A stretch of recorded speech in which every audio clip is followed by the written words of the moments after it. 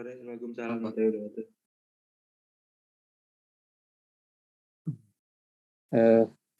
Kemarin minggu lalu kita diskusi apa statistik error ya. Ya. Nah waktu itu di kuliah terakhir saya minta Anda baca apa kemarin itu? Berlapis ya. Halo. Iya, Pak. Ya, baca enggak? Berapa banyak yang baca? Berapa banyak yang... Rumit, Pak. Stepnya panjang, Pak. Yang penting baca apa enggak, belajar apa enggak. Baca, Pak. Serius ya? Ya baca, Pak. Tapi masih dasar-dasarnya, Pak. Masih Dasarnya, belum Pak? tuntas, Pak. Tapi belum tuntas. Paling enggak kalau baca itu ya basic-basicnya sudah bisa ya. Sudah.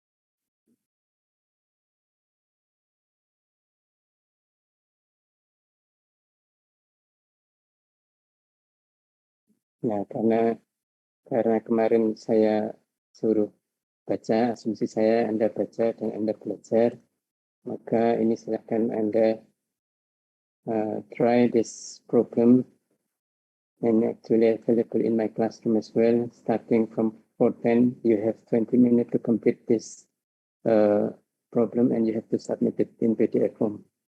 Silakan coba. Ini short quiz untuk berfokus. Assuming you learn the subject before the class. Ya, silahkan coba. Di My Classroom juga sudah available and you can submit by 4:30, the latest.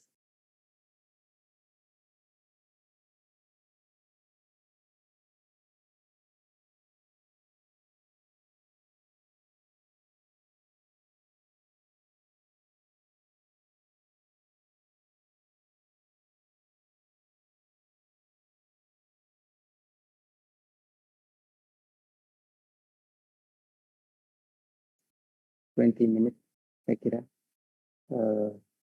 Yang saya sampaikan ya, ini tadi ada service dan dulu di awal-awal kuliah kita pernah janjian pokoknya Anda harus ya kerjakan sendiri gitu-gitu ya, harus tanggung jawab terhadap apa yang Anda kerjakan. Kalau saya selalu bilang kalau benar sama itu wis angel mau ngapa-ngapain, tapi kalau salah sama selalu saya anggap Anda contoh-contohan. Dan konsekuensinya ya terus saya ya bisa saya ikan semuanya itu artinya semua kuisis, tidak hanya yang ini ya. Kalau di kelas malah saya drop 1 semester Anda semua. Di nanti kalau saya lihat Anda sama dan salah ya silakan siap-siap bertanggung jawab terhadap apa yang Anda lakukan. Juga itu sudah di soal tadi saya dulu ada tulisannya tunjukkan kalkulasi Anda ya. Kalau Anda ada kalkulasinya berarti Anda juga pasti nggak mungkin ngerjakan sendiri. Nah itu ya. Nanti coba lihat aja konsekuensinya apa. Let's see.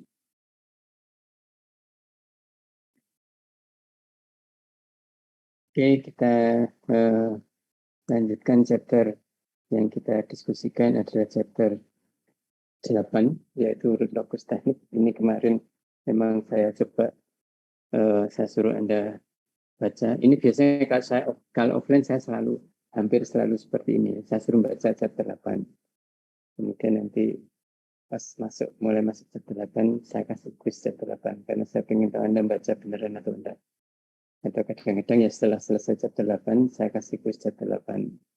Jadi ya ingin tahu Anda sejauh mana kuliah itu bisa dipahami ya. Tapi karena online saya jarang sekali mengadakan soft quiz, ini baru sekali ini saya mengadakan soft quiz. Ya, jadi di chapter 8 as I said, fokus teknik ini sebenarnya ya semua buku pasti ada, ya, semua buku pasti ada di Control System Engineering itu chapter 8, kemudian kalau Anda pakai Basic Control System Engineering Wisjang itu juga chapter 8. Nah, ini nanti akan kita gunakan untuk control design di next chapter. Ya, jadi chapter ini tentang bagaimana fokus, and then the next chapter which is chapter 9 adalah bagaimana kita menggunakan root of. Ya, root of itu apa? By definition seperti itu ya. Silakan aja Anda baca sendiri. Saya asumsikan Anda sudah membaca. Kemudian ini gunanya untuk apa? Ya, sometimes we use it to untuk melihat stabilitas dari sistem, dan melihat range of instability atau range of stability, atau bisa juga untuk melihat kondisi dari sistem di mana dia break into oscillation, dan juga untuk melihat transient response of the system. So those are the several analysis that we can perform or we can conduct using the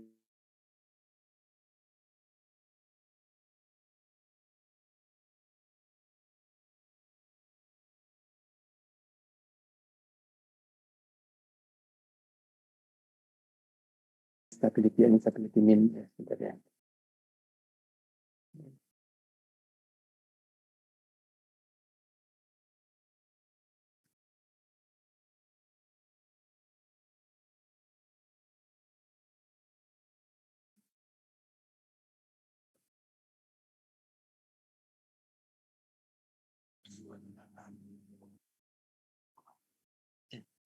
Ini saya ini dulu, range stability sama instability maksudnya apa?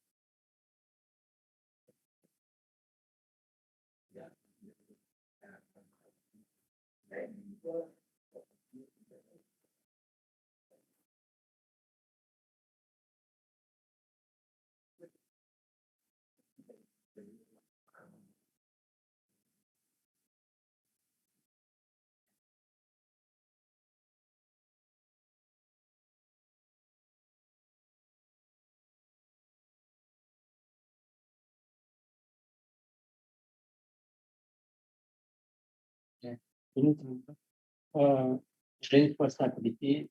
Jadi nanti gimana caranya yang terjadi? For now, we just think that the answer is going to be like it. It's going to be like it. Jadi fokusnya ada yang merah. Ya, jadi yang masculine stability ini pada saat di sini yang ditarik ini banyak berapa? Ya, ini sama dengan selesai, kayak sama exact value when the focus crossing the imaginary axis. Nah, udah kita tahu banyak di sini, ini tahu koordinatnya berapa. Ini juga tahu. Ini juga tahu koordinatnya berapa. Sehingga kalau range of stability meaning that we know from zero K 1, whatever the value is, pada ini besarnya hanya X gitu ya. X, maka Anda tahu ini adalah stabil. When K equal to X, maka ini menjadi marginally stabil. When K greater than X, maka bentuk menjadi unstable. Ini biasanya ini. Vice versa, kalau kita punya contoh ini misalnya. Ini misalnya, ini kebetulan kalau misalkan artinya sama. Ya,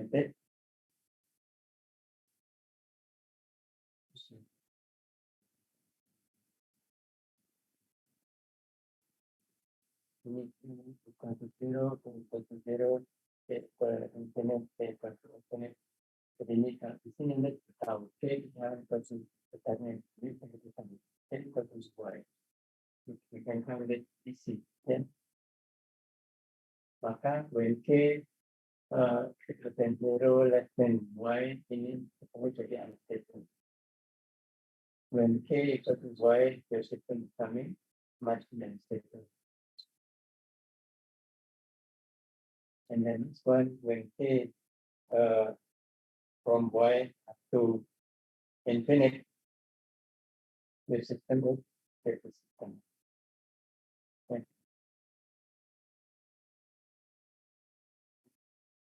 Okay, or K greater than 1. Ini stable, so kita sebagai same thing. Yeah, jadi need two different example when I want to show you. This is, you can see this as a range of stability. So you can see that between K equal to 0 up to K equal to certain value, then the system becoming stable system. On the other hand, here when K from 0 to certain value is unstable system.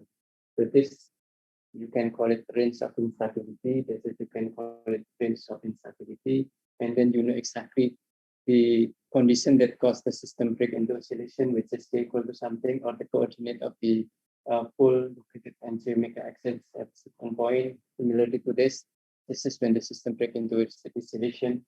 And then transient response, when you check, say, okay, when I have say percentage of certain value, then you can find what's your settling time, what is your peak time, what is everything you want to find.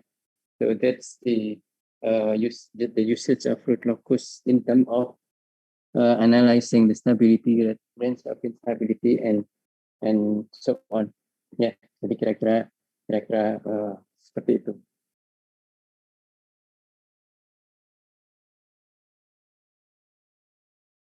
Okay, so this unit is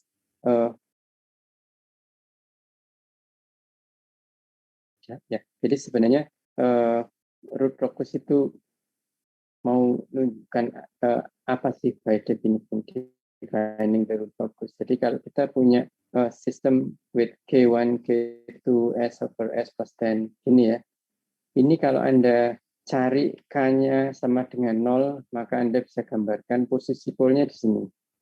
Open loop ya, open loop pole ya, yang hitam. Open loop polnya 1 di 10, 1 di ini K-nya sama dengan 0 ya, di atas K-nya sama dengan 0, maka S-nya sama dengan 0 dan S-nya sama dengan minus 10. 0 and minus 10. Look at the color ya. Kalau colornya hitam, maka itu adalah open loop poles. Kalau colornya biru, maka dia close to poles, meaning the system becoming close to poles, and then you give the value of certain K. Nah, kalau itu sudah close to poles seperti ini, sudah close to transfer function, you can replace K with certain value. For example, K equal to 5, maka polesnya berada di satu di 0,53, satunya di 9,47. Kalau K-nya 10, maka ini kalau K-nya 25, maka pole itu dua-duanya di minus 5. Kemudian kalau K-nya naikkan lagi 30, maka yang satu akan naik ke atas, yang satu akan turun. Kemudian naik lagi terus, maka dia akan seperti ini. Nah ini perubahan K-nya itu adalah 55 ya, 0, 5, 10 dan seterusnya. Padahal perubahan K atau gain itu kan tidak selalu 5. You can add increment of 0.01, increment of 0.2, 0.1, it's up to you. So you can really define the value of the increment of value of K. Ya, jadi berapa saja incrementnya bebas. Ya, bisa naik turun bebas. Nah, pada saat K-nya bertambah terus, ya, kalau kita tambahkan 0,01, semua kita gambarkan pakai seperti ini ya, pakai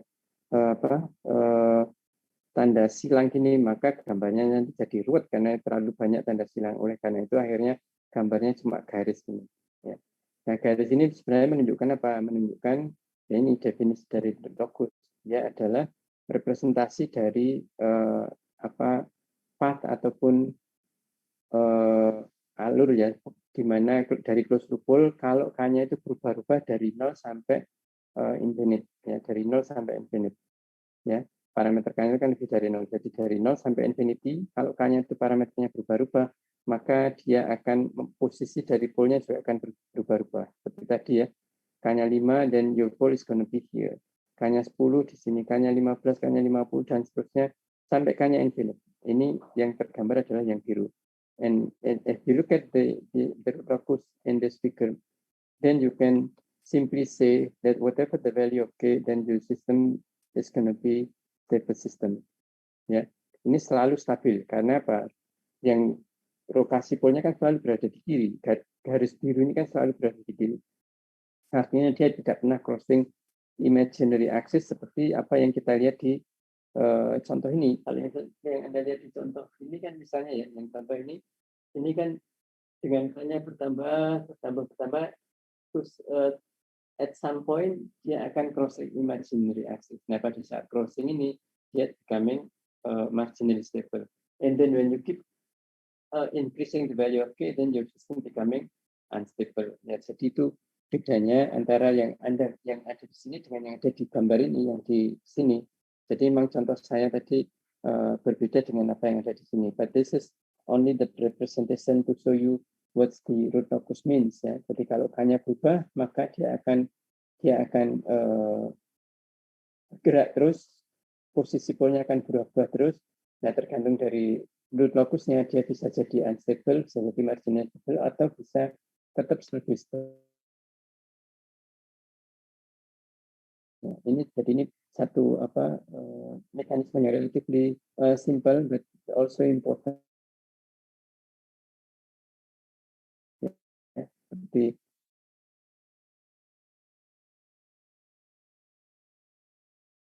kita mengecek stability. Very simple. You just write the R locus ini yang dimana, and the numeratornya berapa, denominatornya berapa, then you will be given something like this. Jadi kalau Anda punya numerator seperti itu ya, Anda masukkan numeratornya sama dengan itu kalau dipilihkan berapa ya, kemudian denominatornya berapa, Anda jalankan R locus ini, maka Anda akan mendapatkan bentuk yang seperti ini diberikan ini. Ya.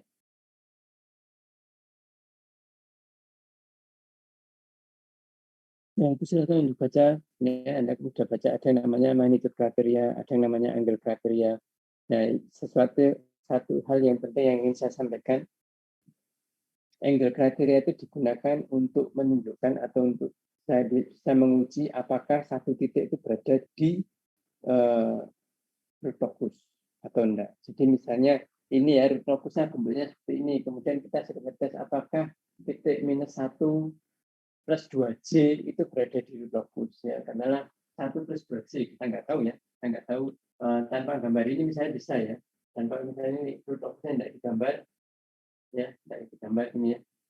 Root locusnya ini geometri, ini geometri, ini ya, ini beta. Anda punya ini. Anda suruh ngetes apakah titik ini akan berada di root locus.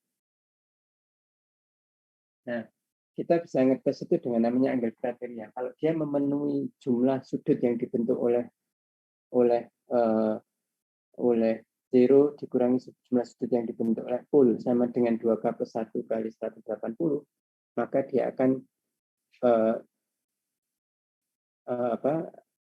itu menunjukkan bahwa dia berada di root locus. Jadi jumlah sudut yang dibentuk oleh zero dikurangi jumlah sudut yang dibentuk oleh pole seperti yang ada di sini sama dengan 2K plus 1 kali 180 dengan K dimasukkan berapa aja, 0 boleh, 1 boleh. Jadi ini kan jumlah sudut yang dibentuk oleh zero. Ya. Jadi misalnya ini yang mau kita cari, ya kita tes saja. Ya, kita tes saja. Ini sudutnya theta 1, ini sudutnya theta 2, ini sudutnya theta 3, ini sudut theta 4. Ya. Nah ini theta 1 cuma sudut oleh theta 2 kurangi theta 3 plus theta 4. Nah ini apakah ini sama dengan 2K plus 1 kali 180. Masuknya kalinya 0 ya jadi sama dengan 180. Nah ini apakah ini memenuhi? Kalau sudut-sudut ini memenuhi kriteria ini, maka kita bilang bahwa ini berada di root locus. Ya, tapi kalau ini nggak terpenuhi, berarti dia nggak berada di root locus. Ya, ini contoh. Ya, ini contoh tadi Anda punya sudut open loop poles and zero seperti ini, then you have to test whether -2 and J3 located on the root locus. Ya, ini root locusnya kan nanti bentuknya bunder seperti ini ya, bulat seperti ini, tapi kursinya digeser. Nah, kita cek apakah ini berada di root locus, ini dicek aja theta 1 berapa, theta 2 berapa, theta 3 berapa, theta 4. Ya, theta 4. Nah, kemudian kita lihat theta 1 plus 2 kurangi theta 3 plus theta 4-nya, maksudnya dalam kurung ya. Dalam kurung sama dengan min 70,55. Nah, karena minus 70,55 ini berapapun nilai K-nya tidak akan pernah ketemu 180. Berarti dia tidak berada di root locus. Ya, a simple example you can try this value. This value you can find the angle formed by this value. Kemudian Anda bisa cek whether the total angle of the zeros minus total angle of the poles equal to 2K plus 1 time 180. If it is, then you can say this point is located on the root locus. Otherwise, it's not on the root locus. Ya, jadi ini disebut dengan angle criteria. Nah, kata di gain itu bisa dicari dengan ini. Anda bisa cari pakai multiple, Anda bisa cari pakai magnitude kriteria. Ini Anda harus tahu dulu posisinya. Jadi kalau misalnya katakanlah titik ini satu titik yang berada di root locus, maka yang bisa Anda lakukan itu adalah pole vector length dan zero vector length. Jadi ini bisa Anda hitung L1 berapa, L2 berapa, L3, L4 ya. Maka K-nya nanti akan sama dengan L1, L2, bagi L3, L4. Ya. Jadi panjang vektor yang dibentuk oleh pole dibagi panjang vektor yang dibentuk oleh zero. Ini nilai K-nya. Ya. Silahkan Anda cari. This is the example. You can go through the example and you can see exactly how the system look like. Yeah. Okay, this is the example. Anda suruh nyari kira-kira angle of G at point this and that ya. Ini silahkan Anda cek kira-kira sudutnya berapa, kemudian Anda cek determine if the point is on the root locus, maka seperti ini ya contohnya, ini 180, meaning this angle is located on the root locus, and then you can also find K tadi apa ya, sudut-sudut yang dibentuk, vektor yang dibentuk oleh pole dan vektor yang dibentuk oleh zero, kemudian Anda hitung pakai magnitude criteria. So that's the example. Nah, seperti tadi saya sampaikan di MATLAB itu it's very simple. You can use this command L locus num and denominator. Ya, itu dia akan menggambar dengan sendirinya kira-kira root locusnya bentuknya seperti apa. Nah, yang perlu kita ketahui kok bisa MATLAB gambar itu ya. Kenapa kok MATLAB bisa gambar itu? Nah, tentunya ada rule of construction yang digunakan oleh MATLAB sehingga siapapun yang menggunakan MATLAB, siapapun yang mengoperasikan, it doesn't really matter as long as the command is R locus, then the MATLAB is going to draw the root locus exactly the same thing over and over for the same open loop plan ya. Pasti akan sama siapapun yang pakai. Nah, pasti ada aturannya. Nah, ini yang kita akan coba rule of construction. Jadi kalau kita tidak punya MATLAB, we can assume or we can find secara kasar ya, we can draw dari bagus kira-kira seperti apa. Nah ini ada aturannya. Nah yang pertama number of branches itu sama dengan number of branches of the locus equal to the number of close to pole. Ya, jadi branchesnya itu sama dengan number of close to pole. Ini kalau Anda lihat di sini close to pole-nya jumlahnya berapa poles yang bawah kan 2. Maka branchesnya ada 2. Kamu yang hitung branches yang mana ini 1, 2. Atau yang di atas 1, 2, atau ini 1, 2. That's number of branches. Ya. Di yang S plus 10 tadi juga branchesnya Anda lihat yang ada di imagine di real axis ataupun ada di kompleks, tapi tidak boleh digabung.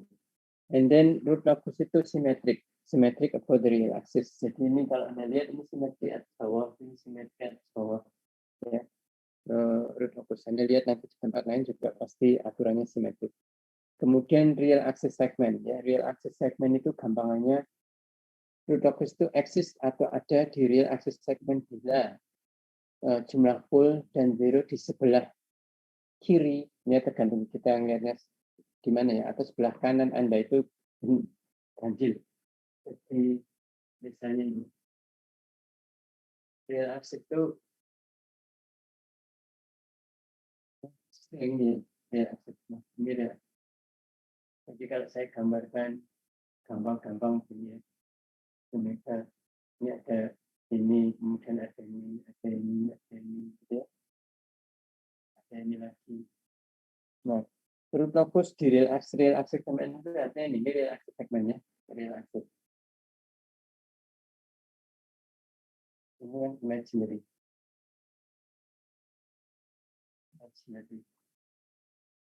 Nah, yang ada di real axis itu bila jumlah pole dan zero di sebelah, kalau saya hadap ke papan tulis di sebelah kanan, tapi kalau saya membelakangnya, saya menghadap Anda, itu berarti sebelah kiri saya. Jadi artinya di sana. Anda mau sebut kiri atau kanan, sangat tergantung Anda melihatnya dari mana.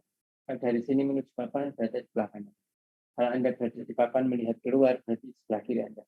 Jadi kalau yang di sebelah kanan atau kiri tadi ya, jumlahnya ganjil, maka di situ ada root locus.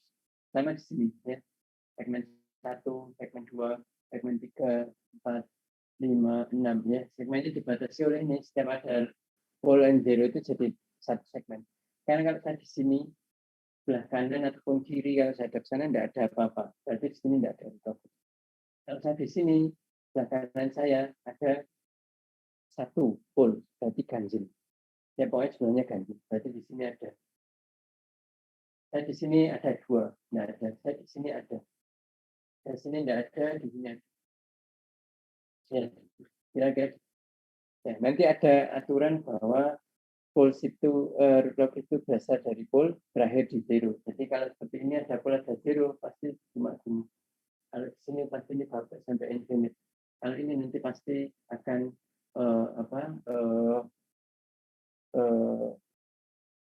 namanya akan pecah ke atas ini. Pasti akan gini.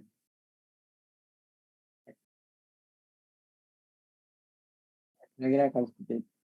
Nah, ini beberapa aturan yang nanti akan kita lihat. Ya, jadi di real axis aturan seperti itu. Kalau di kanannya ganjil maka dia ada, atau di kirinya tergantung Anda posisi di mana. Kemudian, nah ini seperti tadi ya. Tadi ada aturan yang pertama kita lihat tadi apa? Number of branches sama dengan jumlah close to poles. Ini close pole-nya ada 1, 2, 3, 4. Maka branches-nya ada 4. 1, Anda bisa 2 itu ini. 2, 3, 4. Atau Anda lihat ini 1, ini 2, ini 3, ini 4. Juga sama. Berarti jumlah branches-nya sama dengan jumlah pole-nya. Ya, tetap sama berlaku itu. Kemudian ini number of path approaches infinity. Jadi jumlah path yang menuju infinite itu sama dengan jumlah pole dikurangi jumlah zero. Ini jumlah pole-nya berapa? Ada 1, 2, 3, 4, 4. Jumlah zero ini sama dengan 1. Maka n min n sama dengan 3. Maka yang approaches menuju infinite ada 3. Ini K approaches infinity, K approaches infinity, dan ini K approaches infinity. Ya, dia tidak akan berhenti karena dia menuju infinite, ya, tidak ada berhentinya. Kalau ini kan tidak ada yang menuju infinite kan dua ini. Kalau menuju infinite, kalau ini namanya menuju zero. Ya, ini zero, ini zero. Tapi kalau ini K menuju infinity karena dia tidak akan berhenti. Jadi kalau seperti ini tidak ada. Ini coba kenapa kok 0 yang menuju infinite? Kn-nya 2, M-nya sama dengan 2. Maka N min M sama dengan 0. Maka tidak ada yang menuju infinite. Ini menuju zero. Meskipun di sini K-nya sama dengan infinity. Tapi ini adalah yang disebut proses infinity. Root locusnya, bukan nilai K-nya. Root locusnya proses infinity. Dia 12 terus tidak akan berhenti. Kemudian di sini kalau seperti ini Anda pakai MATLAB, komennya seperti tadi, R locus, kemudian Anda masukkan numerator denominatornya, maka Anda akan dapat ini. Kemudian, nah ini start and ending of root locus. Kalau Anda punya pool, maka dia akan dimulai di pool, berakhir di zero-nya. Ya. Behavior at infinity. Jadi pada saat dia menuju infinity itu ada aturan-aturan tertentu tergantung dari ini n min m itu ada berapa. Kalau n min m sama dengan 1, maka dia akan asimptotnya akan 180 derajat. Misalnya n min m sama dengan 1 itu apa? Saya kasih contoh yang gampang saja. N min m sama dengan 1 ya.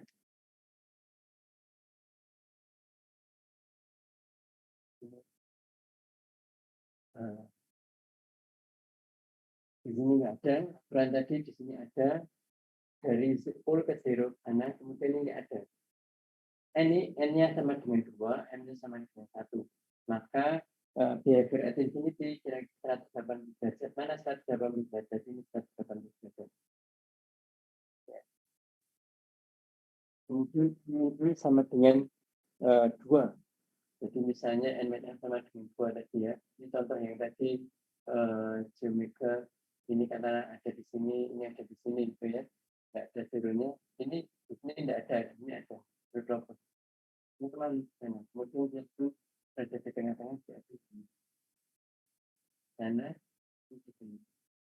plus minus 100, plus minus 90, N min M sama dengan 2. Ini N-nya 2, M-nya sama dengan 0. N min M sama dengan 2. Maka behavior at infinity 100 plus minus 90.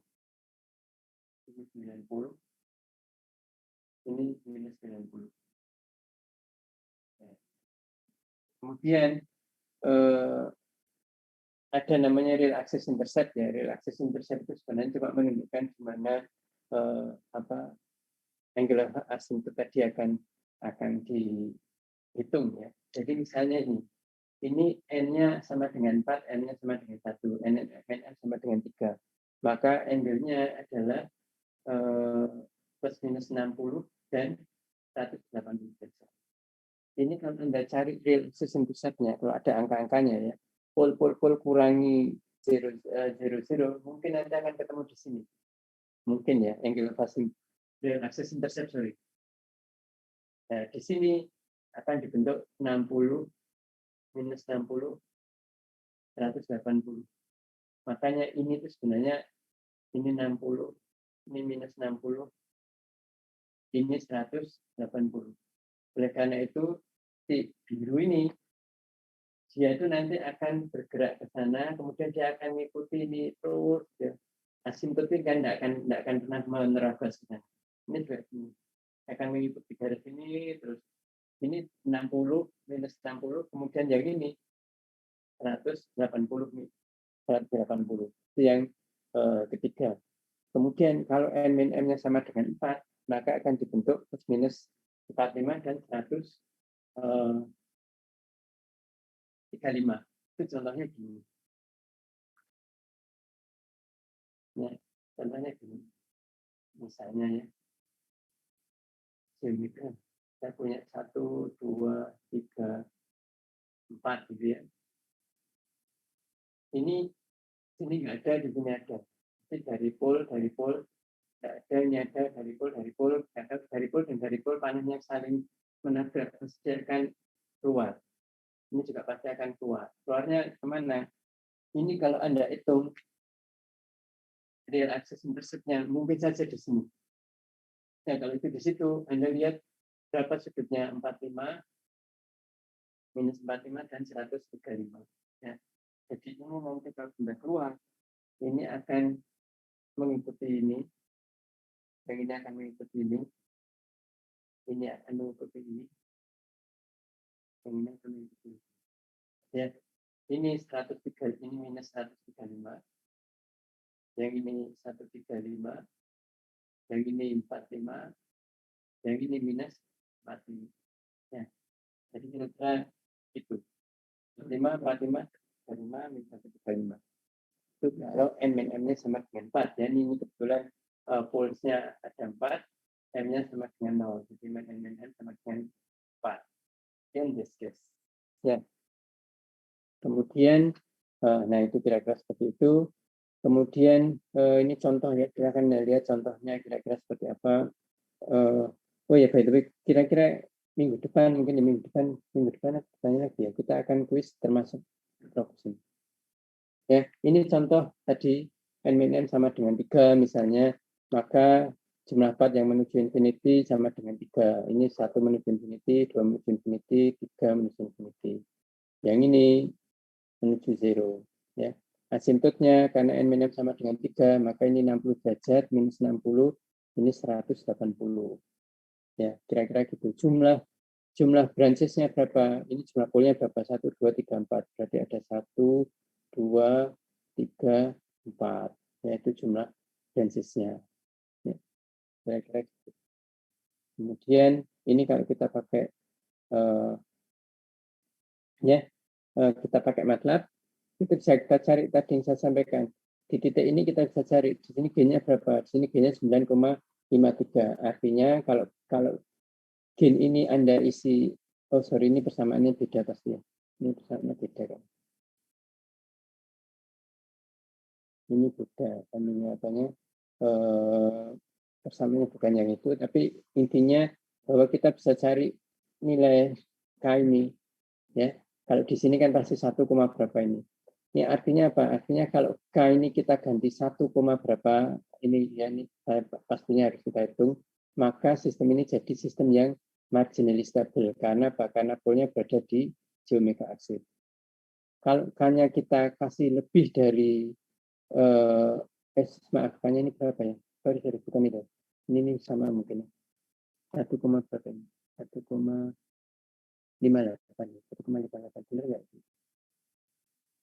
Karena G-nya benar 9,53 ya. Karena ini 9,53, maka sistem ini becoming maximum stable. If you give K greater than 9,3 karena 15, maka polnya sudah berada di satu di sini, satu di sini. Sehingga sistem itu menjadi unstable system.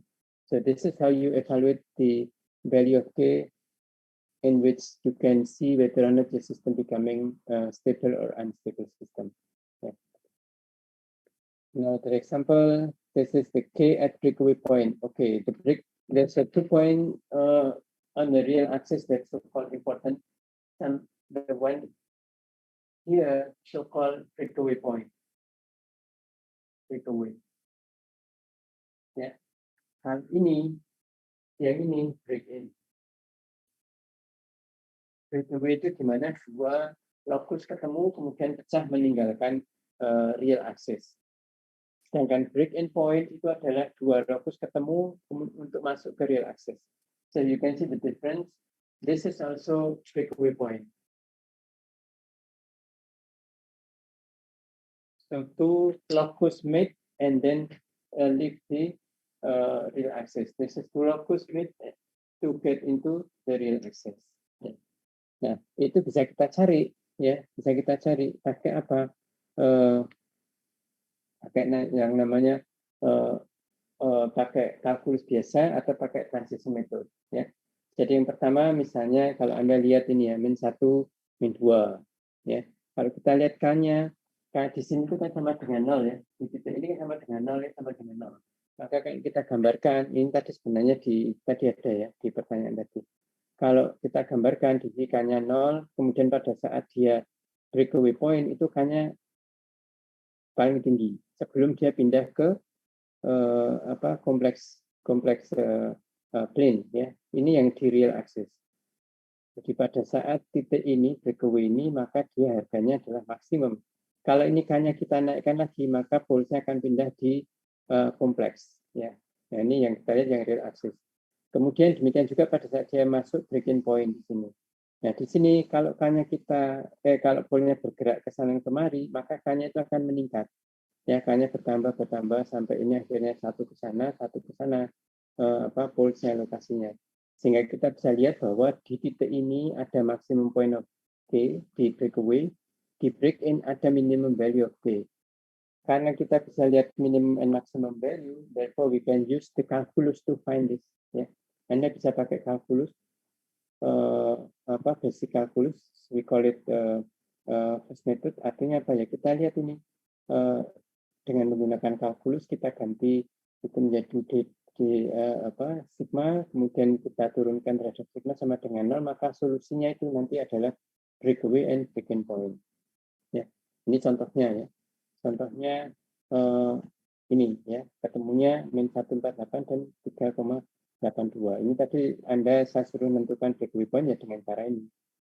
Ya, menentukan 1,4 ini 3,82. Itu dengan cara basic calculus. Atau dengan cara yang disebut dengan transition method juga bisa. Kalau transition method ya seperti ini, ya jumlah dari ini sama dengan jumlah dari number of pole ini nanti jadi persamaan. Yang perlu diperhatikan Z sama P ini adalah negatif dari zero and pole value, negatifnya. Jadi kalau harga pole-nya itu positif maka ini adalah negatifnya. Ini yang kita lihat di sini ya. Ini kan negatif. Ini pole-nya min 1 sama min 2, zeronya 3 dan 5. Nah, di sana tadi adalah negatif dari pole and zero-nya. Maka yang kita masukkan min 3, min 5, 1 dan 2. Karena tadi pole-nya di atas tadi, pole-nya adalah min 1 dan min 2, zeronya 3 dan 5. Yang kita masukkan adalah negatif of the zero and pole value. Ini jadi persamaan, nanti Anda akan dapatkan seperti itu. Hasilnya sama. Nah, ini kalau kita gambarkan, if we draw or if we put the value of the poles and the real axis value and the gain, then we can find out that the gain at breakaway point is the maximum value, ya 6,23. Ini 6,17, 6,22. And then if we look at the value of the gain at the breaking point, maka dia minimum. Jimega crossing, etc. itu silahkan Anda baca nanti minggu depan saya hari apa ya? Hari Rabu. Ya Allah, hari Rabu saya keluar kota lagi. Jadi kita kuliahnya hari pengganti atau Anda suruh belajar. Saya hari Rabu harus ke Jakarta sama rombongan. Ya, saya kira itu untuk hari ini. If you have any question, please feel free to ask. Otherwise, kita cukupkan sekali lagi ya. Tadi insya Allah nanti akan saya lihat hasilnya. Semoga tidak ada yang harus saya kasih 0 semua untuk semester ini. Karena yang Anda lakukan. Itu ya, semoga tidak ada. Oke, selamat sore. Assalamualaikum warahmatullahi wabarakatuh. Waalaikumsalam warahmatullahi wabarakatuh. Terima kasih, Pak. Ya,